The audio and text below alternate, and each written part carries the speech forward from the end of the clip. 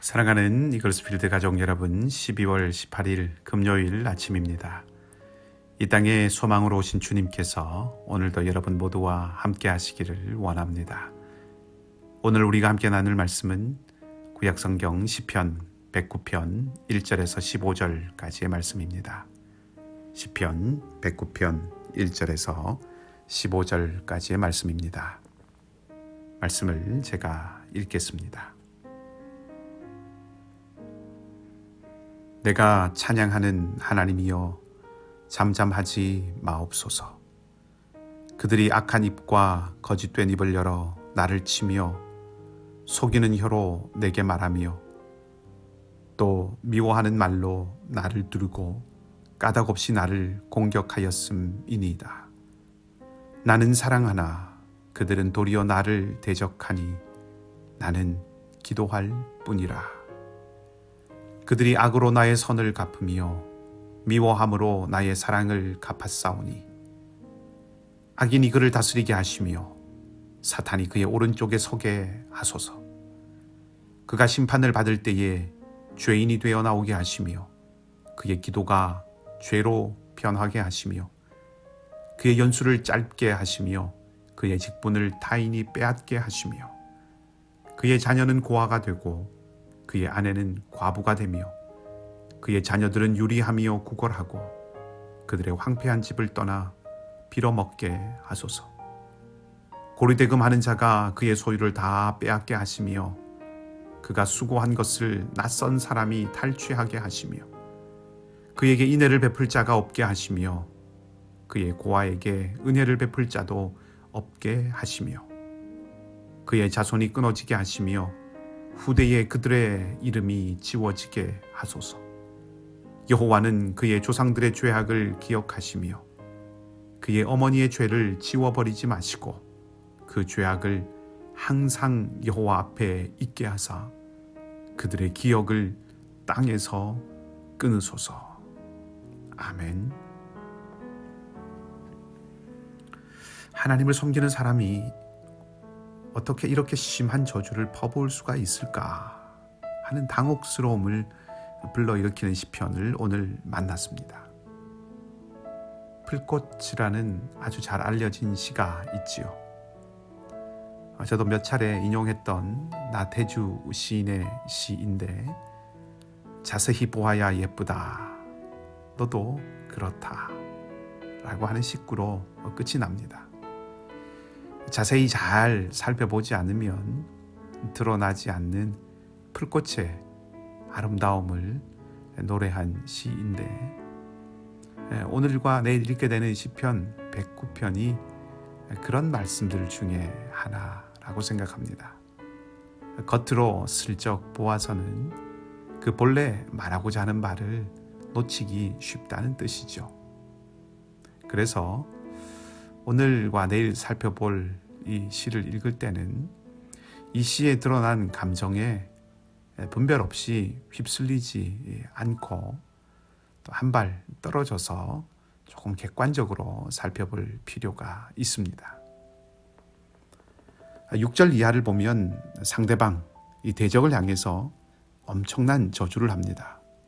대적이 일찍 죽기를 바라고 그의 우편에는 사탄이 늘 함께하기를 바라고 그의 자녀들은 고아가 되고 고아가 된 그들을 누구도 불쌍히 여기지 않기를 또 바라죠.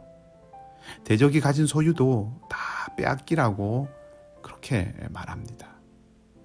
시는 분명히 굉장히 정서적으로 고조되어 있습니다. 불같이 화를 내고 이성을 잃었다는 뜻이 아니라 차분한 상태가 아니라는 것입니다. 물론 이성을 잃은 것도 아닙니다. 그러면 무엇이 이 시인의 감정이 고조되게 했을까요? 2절과 3절 말씀입니다. 그들이 악한 입과 거짓된 입을 열어 나를 치며 속이는 혀로 내게 말하며 또 미워하는 말로 나를 두르고 까닭없이 나를 공격하였음이니이다. 지금 이 시인을 둘러싸고 있는 사람들은 다 거짓말로 시인을 공격하고 있습니다. 자신은 무고하지요. 이 시인은 선을 행했지만 되돌아오는 것은 악한 말들이었습니다. 이런 상황 속에서 4절은 시인이 지금 어떻게 대처하고 있는지를 보여줍니다. 나는 사랑하나 그들은 도리어 나를 대적하니 나는 기도할 뿐이라. 어떻게 이렇게 저주하는 기도를 할 수 있는가? 이렇게 악독한 말을 할 수 있는가? 남들이 그렇게 한다고 자기도 그렇게 하면 똑같은 사람이 되는 것 아닌가 하고 생각할 수 있겠지요. 물론 그렇게 판단할 수 있습니다만 우선 주목해야 할 것은 기도했다라고 하는 사실입니다. 시인은 지금 거짓말을 해대는 사람들 앞에서 자신의 무고함을 증명해야 하는 마치 재판자리에 서 있는 사람과 같습니다. 그리고 자신의 속내를 지금 재판장에게 털어놓고 있는 것입니다. 우선 우리가 주목해야 하는 것이 바로 이것입니다. 왜 이렇게 기도했는가 하는 것은 내일 조금 더 생각해 보도록 하겠습니다.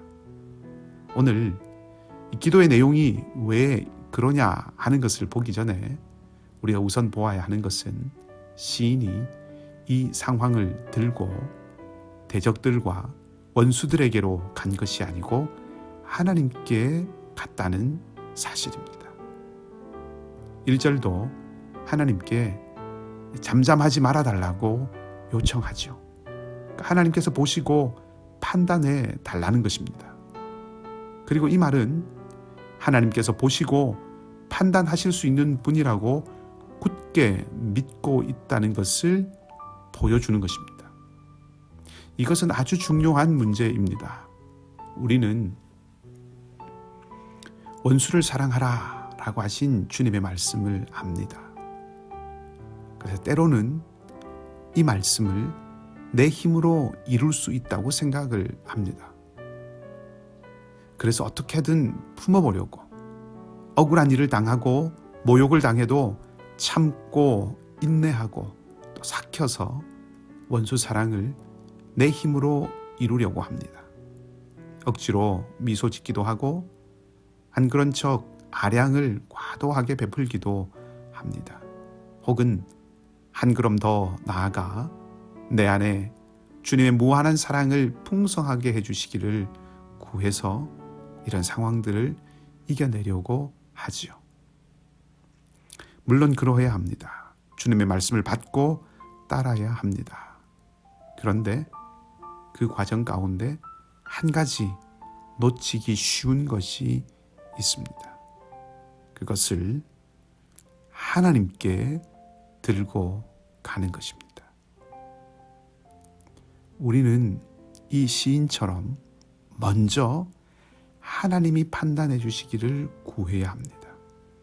하나님께서 판단하신다는 그 믿음을 굳게 해야 합니다. 다시 말하면 하나님 앞이라고 하는 그 자리를 통과해야 합니다.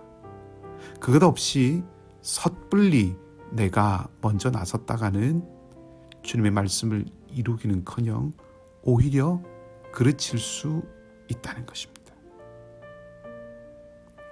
하나님께 들고 갔다는 것은 아주 정직하게 시작한다는 뜻입니다.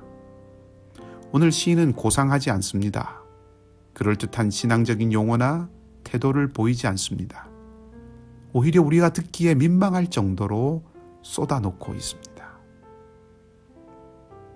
우리도 억울할 때 상대를 향해서 저주를 퍼부을 수 있는 그런 기도할 수 있다는 뜻이 아니라 하나님 앞에서 가식이 아닌 정직함으로 시작할 수 있다는 것입니다. 그리고 바로 그때에 하나님께서 일하시기 시작하시는 것입니다. 하나님의 공의를 드러내신다는 뜻입니다. 오늘 이 시편 109편은 8절 말씀 때문에 아주 유명한 시편입니다.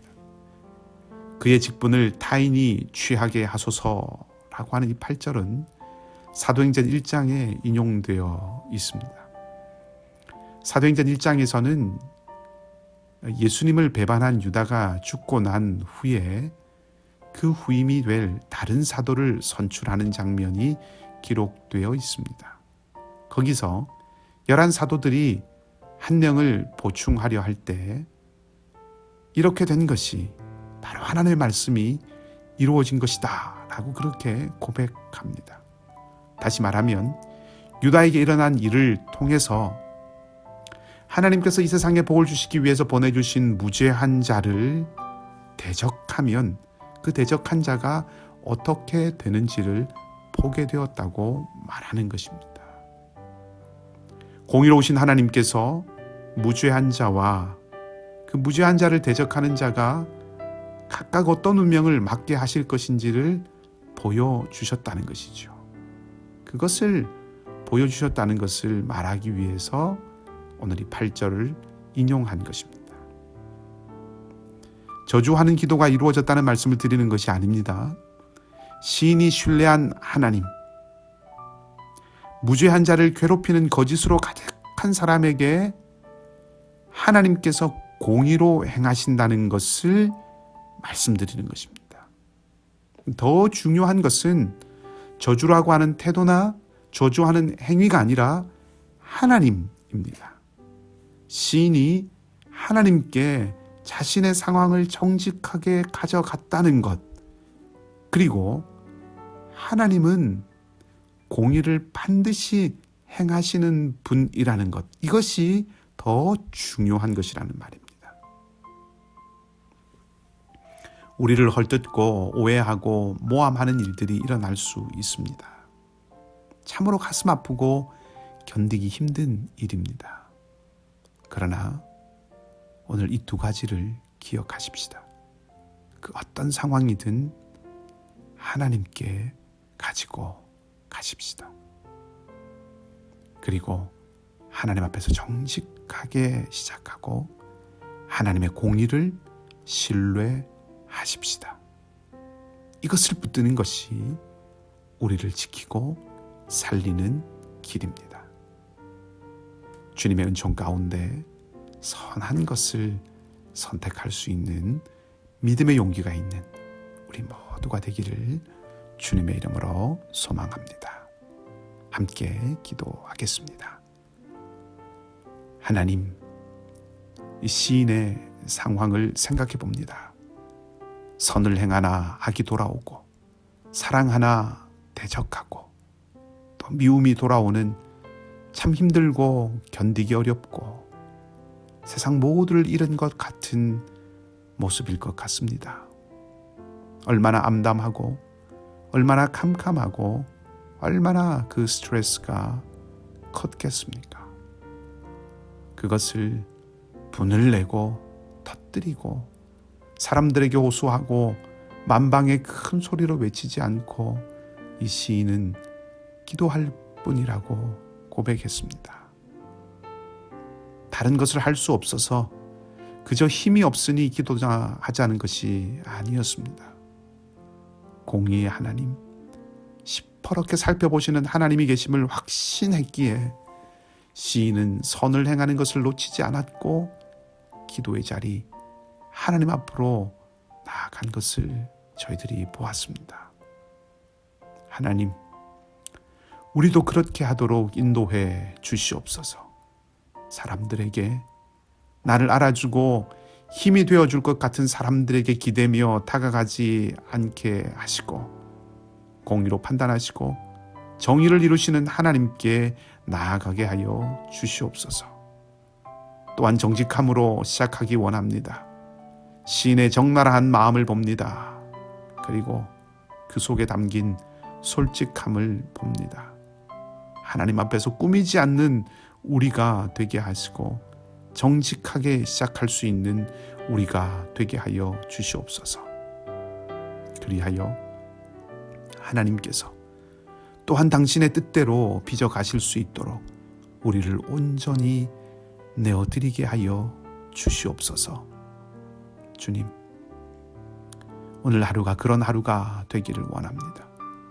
그래서 참으로 하나님 안에 있는 우리가 되기를 소망합니다. 주님, 우리를 붙들어 주시옵소서.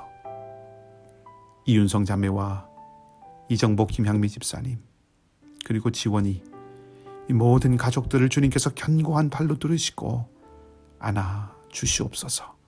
상록회 어르신들을 기억하여 주시고 어린 자녀들과 연약한 모든 이웃들과 이글스필드 가족들을 오늘도 지켜주시기를 원하며 우리를 사랑하시는 좋으신 주님 예수 그리스도 이름으로 기도하옵나이다. 아멘. 각자 기도하시고 오늘도 믿음으로 승리하는 하루가 되시기를 소망합니다.